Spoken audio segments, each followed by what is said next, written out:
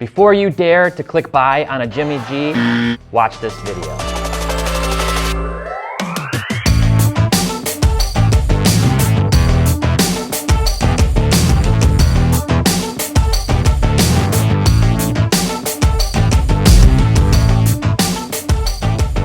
Hey everyone, welcome back to another episode of Data Dive. My name is Tyler Nethercott, better known as Teapot.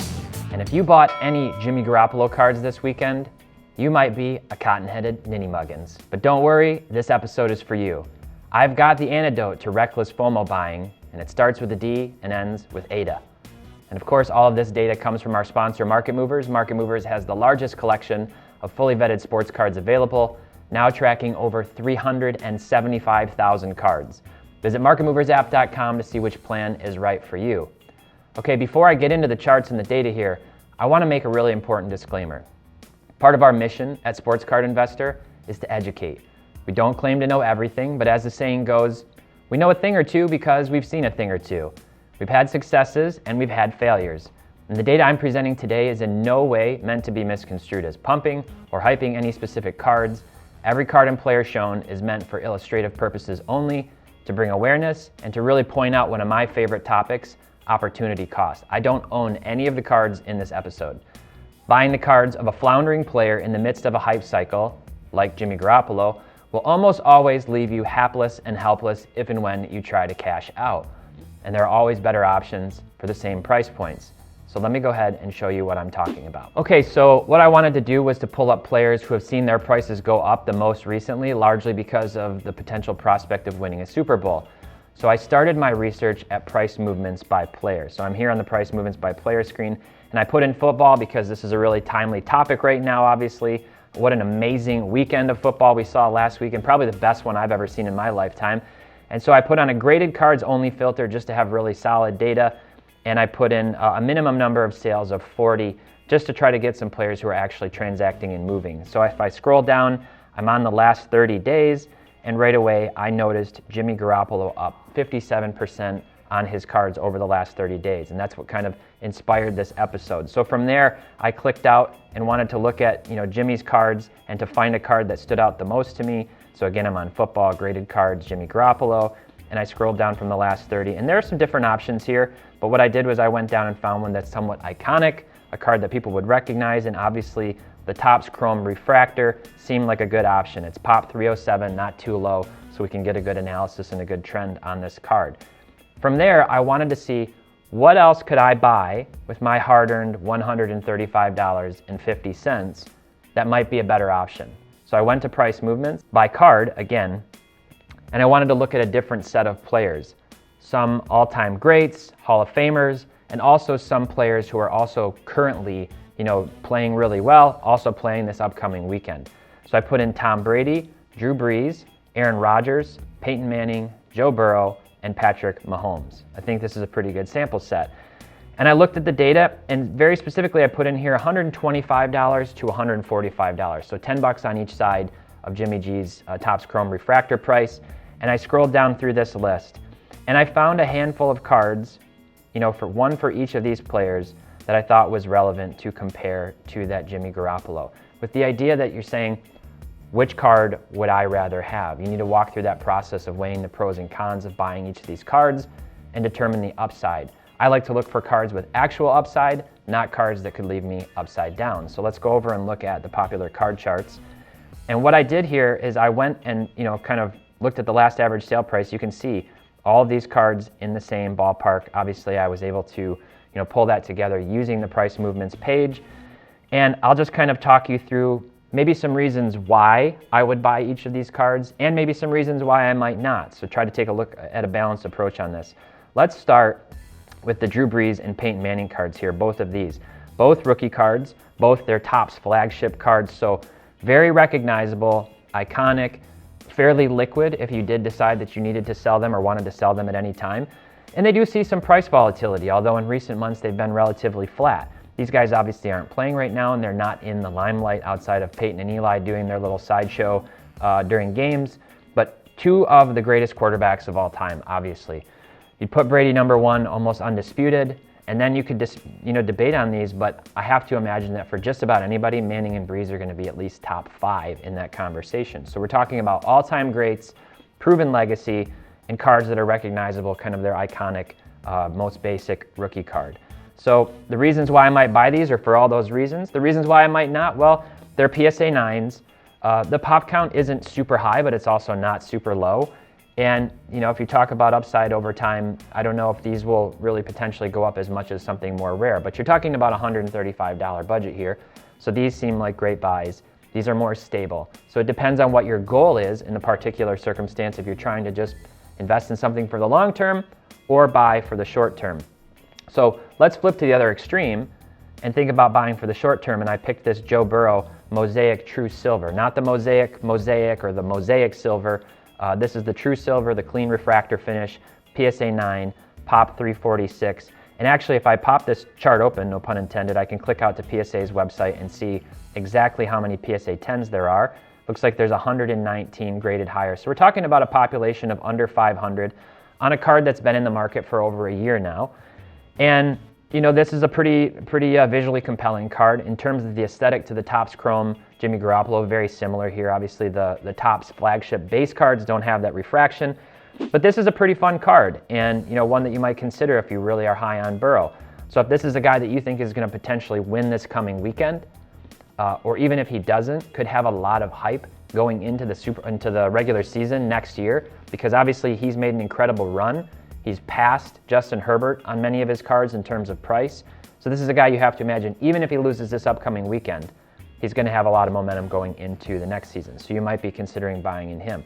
Just stacking up those two cards, the Garoppolo and the Burrow, if you really had to ask yourself which one has more potential to go up, both in the immediate maybe 2 weeks to 3 weeks, as well as going in through the summer to next year, I have to imagine everybody's picking the Joe Burrow. Maybe I'm wrong. If I am, let me know down in the comments, but the Burrow seems like the better buy if you were really going to invest in him. Patrick Mahomes, similarly. Now, I had to pick a PSA 8. It was tough to find a Mahomes card, of a decent quality and a higher grade. So normally I wouldn't say, go out and buy a lot of PSA 8s on more ultra-modern cards. But this is a card that doesn't have a super high population count. This one's pop 74. There are 650, 670 higher than this card in PSA 9s and 10s.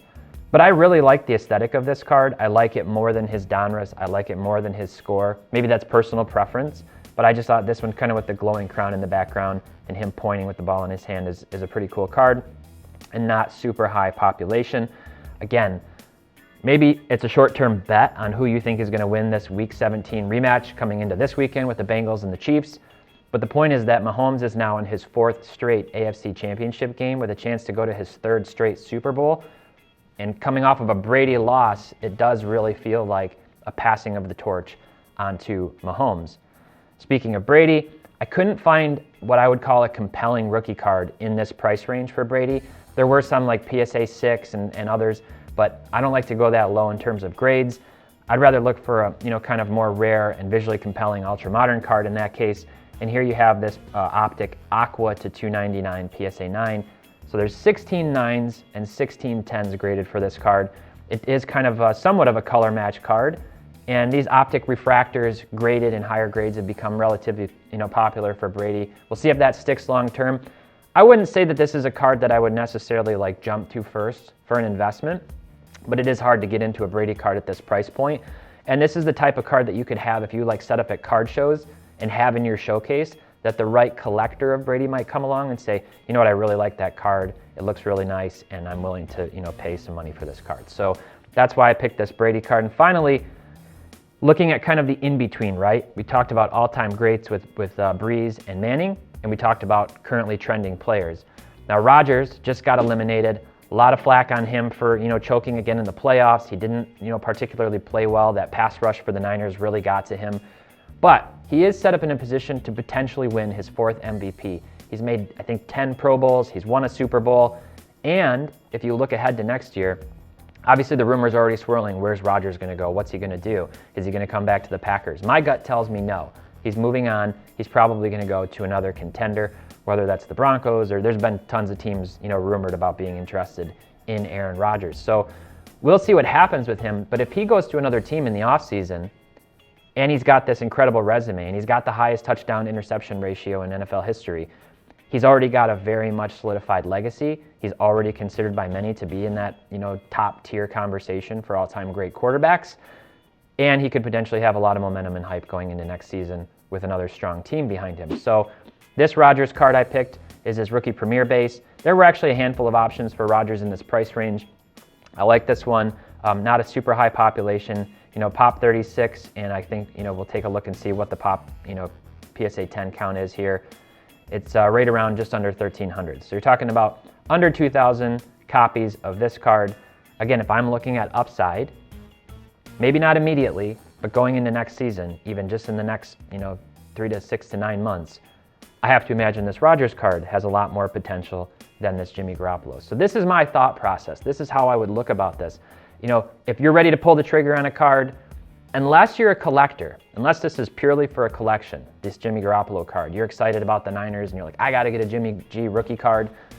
It's still a little bit confusing to me because the Niners seem to be winning in spite of Garoppolo, right? His numbers for the year, very much game manager numbers. In fact, let's just jump over and take a look at his stats for the season. And you can see regular season stats, 3,800 yards. That's pretty, right in the average ballpark for today's standards for passing. 20 touchdowns, 12 interceptions, a QB or a passer rating of 98.7. Nothing incredibly compelling here. He did miss 2 games this season, so his numbers are impacted a little bit by that. But this team was really carried by the run game and by their defense, obviously. But if I scroll down to the playoffs, in 2 games now against Dallas and Green Bay, we're talking about 300 yards combined, no passing touchdowns, 2 interceptions, and an abysmal passer rating of 63.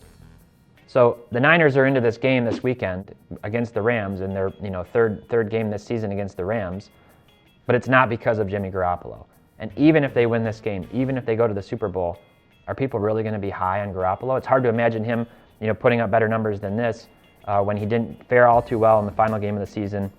1 touchdown and 2 interceptions against the Rams then. And the Rams defense has been dialing it up a notch here in these playoffs. So I just don't understand the hype around Garoppolo, other than that we obviously see that around pretty much all players, but there are definitely better options. Now, final example, something worth looking at. I wanted to see which Jimmy Garoppolo card had sold for the most in the last 30 days. And no surprise here, on January 23rd, the day after they won the game, the last weekend, this one-of-one black prism autograph BGS 9 auto of Jimmy Garoppolo sells. Listed for $8,000, sold on a best offer for $5,000. So what else could you have bought for $5,000? Now, again, caveat, this very well could have gone to a collector. There are collectors of pretty much most players out there. Could have been a Niners fan, could be a Jimmy G fan. So if somebody's buying this, that's a card that may not ever come up for sale again, and maybe they were willing to pay a premium on that during this period of hype.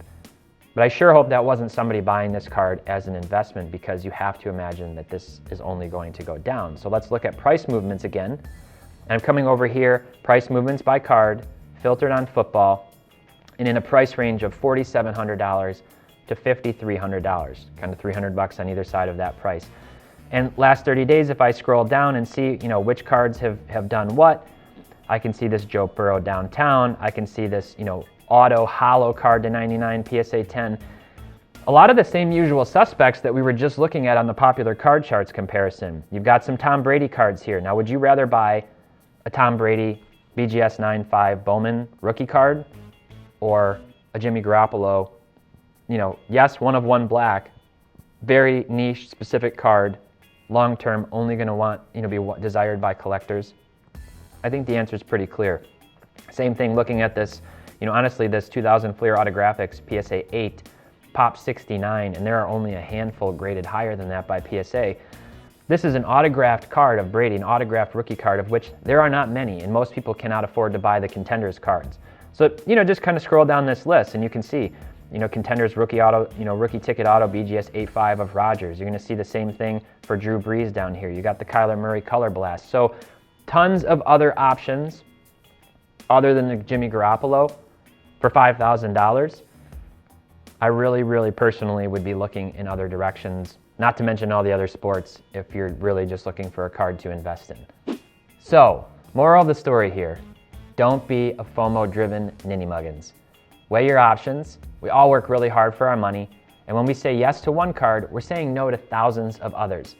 Not unlike marriage, it's best to make sure that the one you choose is the one you wouldn't mind spending a long, long time with. This weekend, I'll be rooting hard for the Chiefs and the Rams. I'd love to see them in the Super Bowl. Seeing Stafford make the title game might be the closest thing to a Lions Super Bowl that I ever seen in my lifetime. And since I was picking on Jimmy G so much in this episode, shout out to all his fans and true collectors. Just a word of advice, might be best to wait until things cool down a bit. A special shout out to Niners fans, Nicholas, our product marketing director, my old boss Alistair, and Ian over at If Sports Cards. Check out his YouTube channel if you haven't already. Go Rams, go Chiefs. Thanks for watching, and until next time, happy investing.